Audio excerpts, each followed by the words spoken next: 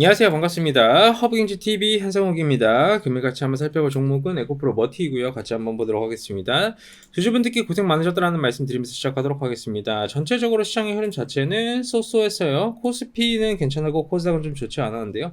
코스피가 0.45% 하락, 코스닥이 마이너스 1.39% 하락, 코스피는 양매수 2,200억, 코스닥은 양매도 4,400억, 선물시장 의미 없었고 달러선물 매도 포지션이었습니다.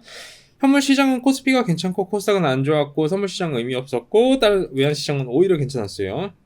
이 와중에 에코프로머티는 마이너스 1.29% 정도 하락을 했는데 오늘은 제가 한 가지 어떻게 보면 좋지 않을 수도 있는 부분 그리고 그 우려감에 대해서도 한번 브리핑을 드리고자 해요. 어떤 분께서 이제 질문을 남겨주셨더라고요. 그래서 이제 많은 분들이 충분히 궁금해하실 수 있겠구나라는 생각이 문득 들었어요. 그래서 그 부분에 대한 답변을 드릴 건데 1차적으로 에코프로 머티가 과거에 24만원 갔었을 때 여러분 뭐 이제 코스피 200에다가 뭐 MSCI 지수편입이니 뭐니 해가지고 올라가주지 않았습니까? 굉장히 강한 상승을 보여줬는데 그때 올라간 이슈가 뭐냐면 그 페나케라고 해가지고 패시브가 낳은 괴물이라는 소리를 들으면서 주가가 올라가졌습니다. 다들 기억들 하시나요?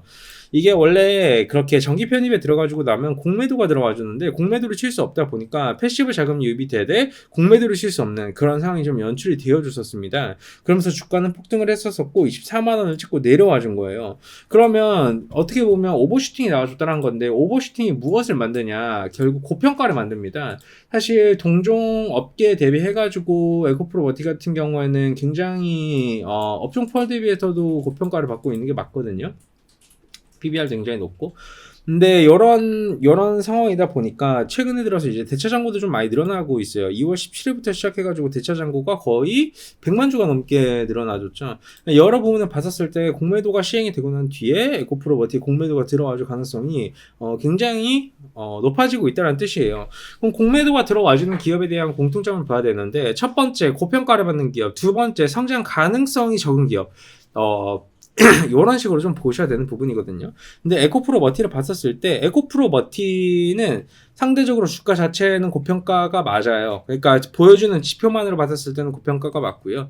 이 실적적인 부분을 업황과 실적적인 부분으로 봤었을 때에는 2차전지 관련 기업이 작년 24년도 4분기를 기점으로 턴어라운드에 돌입을 하기 시작을 합니다. 뿐만 아니라 배터리 3사 또한 마찬가지로 사육 시리즈를 기반으로 어느 정도 이런 캐즘을 통과를 해나가고 있는 시점이라 보시면 될 것 같고 실적의 턴어라운드는 2분기부터 시작이 되고요. 실제로 에코프로 머티 또한 마찬가지로 니켈 강산 지분마저 인수를 하는 게 5월달에 진행이 되고 이로 인해서 어느 정도 비용의 효율화부터 시작을 해서 여러 가지 이렇게 좀 진행이 되는 부분이라 생각을 해주시면 될 것 같아요.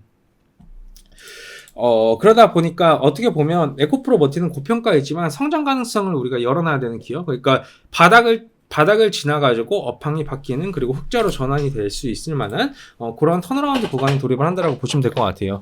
뿐만 아니라 이게 최근에 MSCI 지수 편출이 되는 것이 막아졌습니다. 지수 편출이 되게 되면 패시브로 들어왔었던 물량을 매도를 해야 돼요. 그러면 에코프로 머티에 들어왔었던 그 패시브 물량은 지금 손실일까요, 수익일까요? 여러분 굉장히 높은 확률로 손실입니다. 예. 손실일 수밖에 없는 거죠. 그러면 이 외국인들 입장에서는 어느 정도 선택을 해야 되는 거예요. 본인들 패시브 물량 그리고 추종 자금까지 포함을 해가지고 그 물량이 여기서 주가가 만약에 최근 전저점 구간을 뚫고 내려와주게 된다라고 하면 편출이 돼요. 그렇게 되면 그 패시브 물량도 팔아야 되고 추종 자금도 나와줄 것이면 물량이 굉장히 많을 건데 거기에다 공매도까지 쳐가지고 주가를 하방으로 떨어뜨릴 것이냐. 본인들이 가지고 있는 물량 또한 가지고 있기 때문에 대차 잔고를 늘려놓고 주가를 끌어올린 다음에 주가를 끌어올린 상황에서 공매도를 쳐서 본인들의 현물과 본인들의 이제 공매도 물량까지 포함을 해가지고 해지 포지션을 같이 잡아가지고 양 사이드로 어떻게 보면 관리를 해주는 포지션이 나와줄 것인가 이 둘 중 하나라고 보시면 될 것 같아요. 개인적으로 에코프로마티라는 기업을 봤었을 때 공매도가 이제 저는 어떻게 생각을 하게 되냐면 주월 기준을 따져 봤었을 때 좀 바닥은 잡아줬다라고 보고 있고 공매도가 들어온다라고 한들 공매도를 기반으로 박스를 형성을 해주고 거기에 해지 포지션이 나와준다라고 보고 있어요.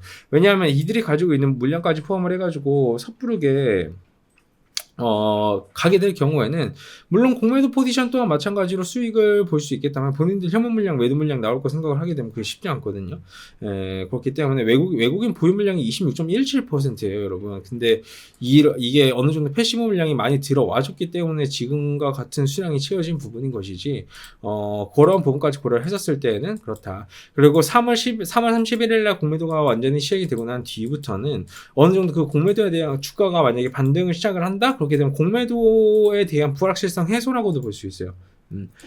불확실성 해소라고도 볼 수 있고, 이게 주가가 반등을 보여주면서 고점을 한번 찍어주고 공매도 치면서 내려와주고 이렇게 박스를 형성을 해주지 않을까.